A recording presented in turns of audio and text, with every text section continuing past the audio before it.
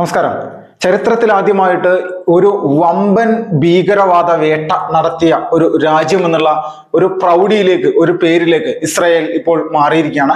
ഇസ്രായേലിന്റെ സൈനിക വൃത്തങ്ങൾ കൃത്യമായിട്ട് അറിയിച്ചിരിക്കുകയാണ്, ഹമാസ് ഭീകരവാദികളെ, ഗാസയിൽ മാത്രം 16,000 ഭീകരവാദികളെയാണ് ഞങ്ങൾ കൊന്നു തള്ളിയത് എന്നുള്ള രീതിയിലേക്കുള്ള ഒരു റിപ്പോർട്ട് പുറത്തുവിട്ടിരിക്കുകയാണ്. എന്തുകൊണ്ട് ഇത്രക്ക് വലിയ രീതിയിലുള്ള ഒരു ഭീകരവാദ വേട്ട ഇസ്രായേൽ എന്ന് പറയുന്ന രാജ്യം നടത്തിയതെന്ന് നോക്കുമ്പോൾ, പശ്ചിമേഷ്യയുടെ സമാധാനത്തിന് ഏറ്റവും പ്രബലമായിട്ടുള്ള ഒരു രാജ്യത്തിന്റെ ഉത്തരവാദിത്തം അത് ഇസ്രായേൽ നിറവേറ്റിയിരിക്കുന്നു എന്നുള്ള ഒരു യാഥാർത്ഥ്യം നമ്മളെല്ലാവരും തിരിച്ചറിയേണ്ടതുണ്ട്.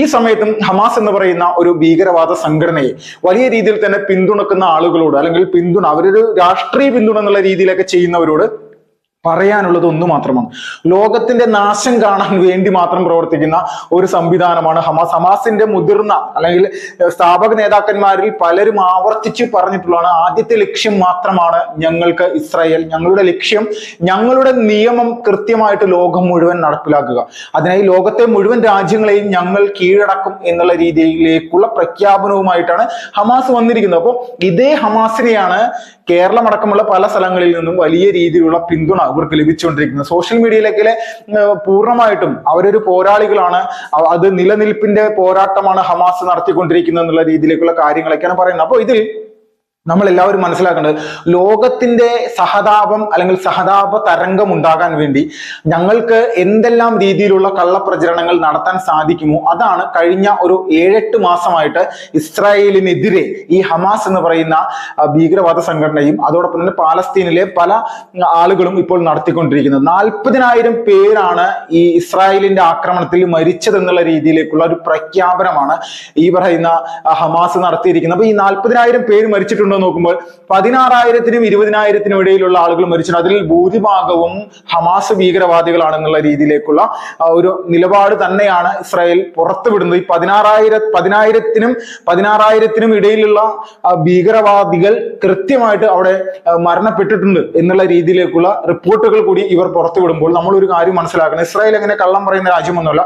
അവർ അനാവശ്യമായിട്ട് ഒരു രാജ്യത്തെയും ആക്രമിക്കാത്ത രാജ്യം തന്നെയാണ്. പക്ഷേ ഇസ്രായേലിന്റെ അതിർത്തി കടന്നുകൊണ്ട് കരമാർഗവും കടൽ മാർഗവും അതോടൊപ്പം തന്നെ വ്യോമമാർഗവും വലിയ രീതിയിലുള്ള ഒരു ഭീകരാക്രമണമാണ് 2023 ഒക്ടോബർ മാസം 7-ാം തീയതി ഈ ഹമാസ് ഭീകരവാദികൾ നടത്തി. അപ്പൊ അതിനുള്ള പ്രതികാര നടപടിയാണ് ഇപ്പോഴും ഇവർ തുടർന്നു കൊണ്ടിരിക്കുന്നത്. ഈ സമയത്ത് നമ്മളെല്ലാവരും ചിന്തിക്കേണ്ടതും, അല്ലെങ്കിൽ അതോടൊപ്പം തന്നെ ഈ ഹമാസ് എന്ന് പറയുന്ന തീവ്രവാദ സംഘടനയുടെ സ്വഭാവമുള്ള മറ്റ് തീവ്രവാദ സംഘടനകൾ ലോകത്തിലെ പല രാജ്യങ്ങളിലും പല ഘട്ടങ്ങളിലായിട്ട് തലപൊക്കിക്കൊണ്ടേയിരിക്കുകയാണ്. ഈ തലപൊക്കിക്കൊണ്ടേയിരിക്കുന്ന സമയത്ത് ഒരു കാര്യം മാത്രമേ ഏത് രാജ്യവും ചെയ്യേണ്ടതുള്ളൂ എന്നുള്ളതിന്റെ കൃത്യമായിട്ടുള്ള ഉദാഹരണമാണ് ഇസ്രായേൽ നൽകുന്നത്.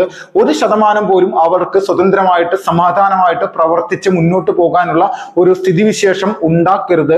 ശക്തമായിട്ടുള്ള തിരിച്ചടി നൽകിക്കൊണ്ട്, അല്ലെങ്കിൽ ഇവരെ വേരോടെ പിഴുതെറിഞ്ഞില്ലെങ്കിൽ തങ്ങളുടെ പൗരന്മാർക്ക് ഈ രാജ്യത്ത് സ്വതന്ത്രമായിട്ട് സമാധാനമായിട്ട് ജീവിക്കാൻ സാധിക്കില്ല എന്നുള്ള ഒരു യാഥാർത്ഥ്യം അത് കൃത്യമായിട്ട് ഇസ്രായേൽ ജനതയെ ബോധ്യപ്പെടുത്തുകയും ആ ജനതയുടെ സംരക്ഷണം കൃത്യമായിട്ട് ലോകം മുഴുവൻ, അല്ലെങ്കിൽ ലോകത്തിലെ ഭീകരവാദത്തിനെതിരെ പോരാടുന്ന രാജ്യങ്ങളുടെ മുന്നിലേക്ക് വെക്കുക എന്നുള്ള നയമാണ് ഇസ്രായേൽ ചെയ്തുകൊണ്ടിരിക്കുന്നത്. ഇപ്പോ ഇറാനിൽ കയറിക്കൊണ്ടായിരുന്നു കഴിഞ്ഞ കുറച്ച് ദിവസങ്ങൾക്ക് മുന്നേ ഇസ്രായേലിന്റെ രാഷ്ട്രീയ കാര്യതലവനായിട്ടുള്ള ഇസ്മായിൽ ഹനിയെ ഇസ്രായേലിന്റെ പ്രത്യേക സായുധ സേന കൊലപ്പെടുത്തിയത്. അദ്ദേഹം ഇസ്മായിൽ ഹനിയ എന്ന് പറയുന്ന ഭീകരവാദ തലവൻ താമസിച്ചിരുന്ന റൂമിന്റെ അകത്തേക്ക് റോക്കറ്റുകൾ പാഞ്ഞെത്തുകയും അദ്ദേഹം അവിടെ ചാമ്പലായി പോകുന്ന ഒരു സ്ഥിതിയാണ് കണ്ടത്. അപ്പോ മരണം ഞങ്ങളുടെ പ്രവർത്തനത്തെ തടസ്സപ്പെടുത്തില്ല എന്ന് പറയുന്നവർ കൃത്യമായിട്ട് ഓരോ ദിവസവും ഇവരുടെ നേതൃത്വത്തിലുള്ള ഓരോന്നിനെ എടുത്തു കളഞ്ഞുകൊണ്ട്, മരണം നിങ്ങളുടെ പ്രവർത്തനത്തെ തടസ്സപ്പെടുത്തുന്നില്ലെങ്കിൽ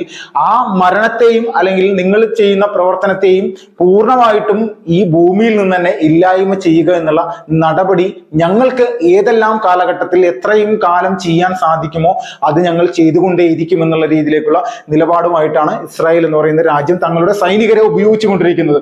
കടൽ ജലം പൂർണ്ണമായിട്ടും ഇവർ താമസിക്കുന്ന തുരങ്കങ്ങളിലേക്ക് പൂർണ്ണമായിട്ടും അടിച്ചു കയറ്റിക്കൊണ്ട് തുരങ്കങ്ങളിൽ മുഴുവൻ വെള്ളം നിറച്ച് ഈ ഒളിത്താവളത്തിൽ താമസിക്കുന്ന എല്ലാവരും, അല്ലെങ്കിൽ എല്ലാ ഭീകരരെയും മരണത്തിലേക്ക് അല്ലെങ്കിൽ കടത്തിവിടുന്ന തരത്തിലേക്കുള്ള കാര്യങ്ങളാണ് ശ്രമങ്ങളാണ് ഇസ്രായേൽ നടത്തുന്നത്. അപ്പോൾ ലോകത്ത് മുഴുവൻ ഭീകരവാദത്തിനെതിരെ പോരാടുന്ന രാജ്യങ്ങളുടെ പട്ടികയിൽ ഇന്ന് 1-ാം സ്ഥാനത്ത് ഇസ്രായേൽ എന്ന് പറയുന്ന രാജ്യത്തിന് നിൽക്കേണ്ടി വരുന്നു. ഈ ഹമാസിനെ നിലക്ക് നിർത്തില്ലെങ്കിൽ, അല്ലെങ്കിൽ ഈ ഇറാൻ എന്ന് പറയുന്ന രാജ്യത്തിന്റെ പിന്തുണയോട് പ്രവർത്തിക്കുന്ന ഹിസ്ബുള്ളയാണെങ്കിലും ഹൂത്തികളാണെങ്കിലും ഈ ഭീകരവാദ സംവിധാനങ്ങളെയെല്ലാം, അല്ലെങ്കിൽ പല ജിഹാദി ഗ്രൂപ്പുകൾ ആണെങ്കിലും ഇവരെയെല്ലാം പൂർണ്ണമായിട്ടും തുടച്ചു നീക്കുക എന്നുള്ള നയത്തോടൊപ്പം ഇറാനെ വലിയ രീതിയിലുള്ള ഒരു പ്രതിരോധത്തിലാക്കുകയും ചെയ്യുന്ന ഒരു നടപടിയുണ്ട്.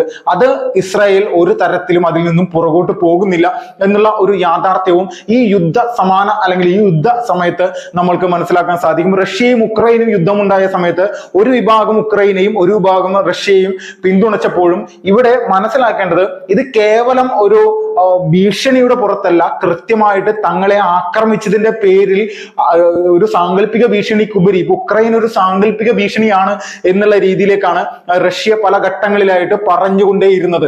ഞങ്ങൾക്ക് ഇവരുടെ നിലപാട് അല്ലെങ്കിൽ നാറ്റോയിൽ ഇവർ ചേർന്ന് കഴിഞ്ഞാൽ റഷ്യയുടെ സുരക്ഷിതത്വത്തിന് വലിയ രീതിയിലുള്ള ഒരു സംവിധാനം രൂപീകരിക്കപ്പെടും, അത് ഞങ്ങൾക്ക് സഹിക്കാൻ സാധിക്കില്ല, ഞങ്ങളെ ഭാവിയിൽ ആക്രമിക്കാൻ നാറ്റോ രാജ്യങ്ങൾ തയ്യാറായി കഴിഞ്ഞാൽ ഞങ്ങൾക്ക് അതിനെ പ്രതിരോധിക്കാൻ പോലും ചിലപ്പോൾ സാധിച്ചില്ല എന്ന് വരും. അതിന്റെ കാരണക്കാരാകാൻ ഉക്രൈനെ ഞങ്ങൾ അനുവദിക്കില്ല എന്നുള്ള നിലപാടാണ് റഷ്യൻ പ്രസിഡന്റ് പുടിൻ എന്നെടുത്തത്. പക്ഷെ ഇസ്രായേലിനെ എന്നും അറിയാം ഈ പാലസ്തീൻ എന്ന് പറയുന്ന രാജ്യം തങ്ങൾക്ക് വലിയ രീതിയിലുള്ള ഭീഷണിയാണ്. ഇസ്രായേലിനെ ചുറ്റും കിടക്കുന്ന ഈജിപ്ത് ആയിക്കോട്ടെ, സിറിയ ആയിക്കോട്ടെ, ലെബനൻ ആയിക്കോട്ടെ, അതോടൊപ്പം 2000 കിലോമീറ്റർ അപ്പുറം കിടക്കുന്ന ഇറാൻ പോലും വലിയ രീതിയിൽ ഭീഷണിയായിട്ട് നിലനിൽക്കുന്ന ഒരു രാജ്യമാണ് ഇസ്രായേൽ. അപ്പൊ ഇസ്രായേലിനെ സംബന്ധിച്ച് അവരെ ഈ ഭീഷണിക്ക് തയ്യാറായി അല്ലെങ്കിൽ ഭീഷണിപ്പെടുത്തിക്കൊണ്ടിരിക്കുന്ന ഇസ്രായേലിലെ ജൂത വിഭാഗത്തെ മാത്രം തെരഞ്ഞുപിടിച്ച് കൊല്ലാൻ ആഗ്രഹിക്കുന്ന ആളുകളെ, അല്ലെങ്കിൽ ഈ ഭീകരവാദ ഗ്രൂപ്പുകളെ, അല്ലെങ്കിൽ ഈ രാജ്യങ്ങളെയൊക്കെ നിലക്ക് നിർത്താനുള്ള കൃത്യമായിട്ടുള്ള കഴിവും ടെക്നോളജിയും ഉള്ള ഒരേ ഒരു രാജ്യം ഇന്ന് ലോകത്തിൽ ഇസ്രായേൽ മാത്രമാണ്. അമേരിക്ക പറഞ്ഞാൽ പോലും, അല്ലെങ്കിൽ ഐക്യരാഷ്ട്ര സഭ പറഞ്ഞാൽ പോലും ഇവർ 1% പോലും അതിനെയൊന്നും അംഗീകരിക്കാതെ പൂർണ്ണമായിട്ട് തങ്ങളുടെ ലക്ഷ്യം ഹമാസിന്റെ പൂർണ്ണമായിട്ടുള്ള ഇല്ലായ്മ ചെയ്യലാണ് എന്നുള്ള നയം, അത് മുന്നോട്ട് ആ ഒരു നയവുമായിട്ട് മുന്നോട്ട് പോകുമ്പോഴാണ് ഏത് തരത്തിലുള്ള തടസ്സം വന്നാലും അത് നീക്കുന്ന ഒരു സാഹചര്യത്തിലേക്ക് ഇസ്രായേലിന് പോകേണ്ടി വരുന്നത്. അപ്പോൾ അത് തന്നെയാണ് അവർ ചെയ്യുന്നത്. അപ്പോൾ ഏതെല്ലാം തരത്തിൽ ഈ ലോകത്തിൽ ഭീകരവാദ ഗ്രൂപ്പുകളുണ്ടോ ആ ഭീകരവാദ ഗ്രൂപ്പുകളെ തകർക്കുന്നതിനായിട്ട് ഏത് രാജ്യത്തിനെയും സഹായിക്കാൻ വേണ്ടിയിട്ടുള്ള എല്ലാവിധ ശക്തിയും ടെക്നോളജിയും ഉള്ള രാജ്യമാണ് ഇസ്രായേൽ. അപ്പോൾ തൊട്ടടുത്ത് കിടക്കുന്ന പാലസ്തീനിലെ ഹമാസിനെ തീർക്കുക എന്നുള്ളത് അവർക്ക് വലിയ പണിയൊന്നുമല്ല. അവർ സാവധാനം പതുക്കെ കൃത്യമായിട്ട് അവരുടെ അടിവേരറക്കുന്ന തരത്തിലേക്കുള്ള നിലപാടുമായിട്ടാണ് ഓരോ സ്ഫോടനങ്ങളും അല്ലെങ്കിൽ ഓരോ ആക്രമണങ്ങളും നടത്തിക്കൊണ്ടിരിക്കുന്നത്. മിസൈലുകൾ വലിയ രീതിയിൽ തന്നെ ഗാസയിലും ഖാൻ യൂനിസിലും റഫയിലും എല്ലാം ഏതെല്ലാം തരത്തിൽ പതിച്ചിട്ടുണ്ടോ ഈ പതിക്കുന്ന സ്ഥലത്തെല്ലാം ഒരു കാര്യം മനസ്സിലാക്കിക്കോളൂ, അവിടെയെല്ലാം ഹമാസ് എന്ന് പറയുന്ന ഭീകരവാദികളുടെ തലവന്മാരും സജീവ പ്രവർത്തകന്മാരും അല്ലെങ്കിൽ അവർക്ക് വേണ്ടി മരിക്കാൻ നിൽക്കുന്ന ആളുകളുമുണ്ട്. ആ ഒരു ആക്രമണത്തിൽ കൊല ചെയ്യപ്പെടുന്നത് പൂർണ്ണമായിട്ടും ഇവരാണ് എന്നുള്ള ഒരു കാര്യം കൂടി ലോകത്തിന്റെ മുന്നിൽ മനസ്സിലാക്കി കൊടുക്കാൻ വേണ്ടിയിട്ട് വലിയ രീതിയിലുള്ള ശ്രമങ്ങൾ കൂടി ഇസ്രായേൽ എന്ന് പറയുന്ന രാജ്യം നടപ്പിലാക്കിക്കൊണ്ടിരിക്കുകയാണ്. Vipinlal, first reports.